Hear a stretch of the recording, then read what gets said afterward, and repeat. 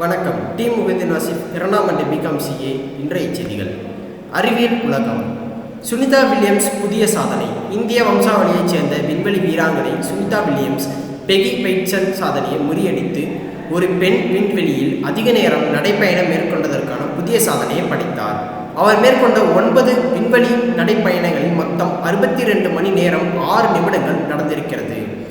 சர்வதேச விண்வெளி நிலையத்தில் சக விண்வெளி வீரரான புட்ஸ் வில்மோருடன் இணைந்து விண்வெளியில் நடந்தபோது இந்த சாதனையை நிகழ்த்தினார்.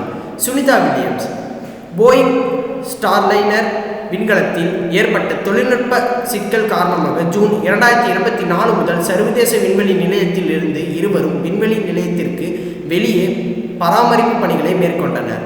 நாசாவின் அனைத்து விண்வெளி நடைப்பயண பட்டியலில் சுனிதா வில்லியம்ஸ் தற்போது 4வது இடத்தில் உள்ளார். நாசாவின் விண்வெளி திட்டத்தில் இந்தியர்.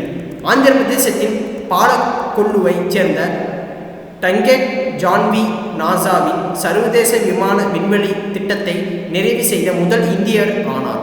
2029ஆம் ஆண்டு டைட்டனின் சுற்றுப்பாதையை விண்வெளி நிலையத்திற்கான விண்வெளி பயணத்திற்கு இவர் தேர்ந்தெடுக்கப்பட்டுள்ளார்.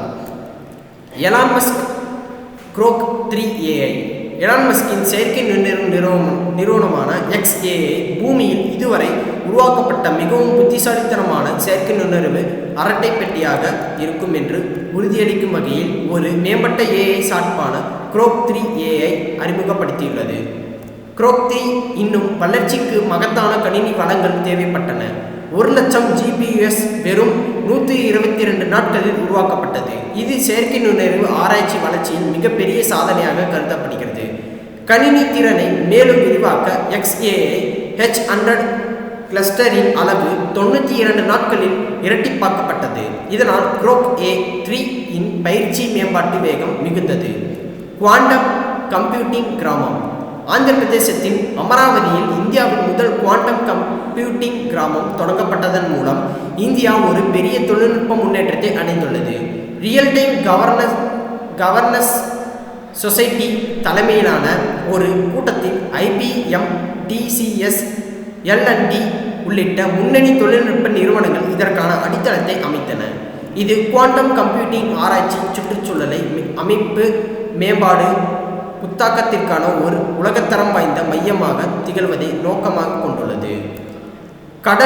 கடற்கரை நீளம் அதிகரிப்பு. இந்தியா தனது கடற்கரையில் அதிகாரப்பூர்வ நீளத்தை மறுவரையறை செய்துள்ளது.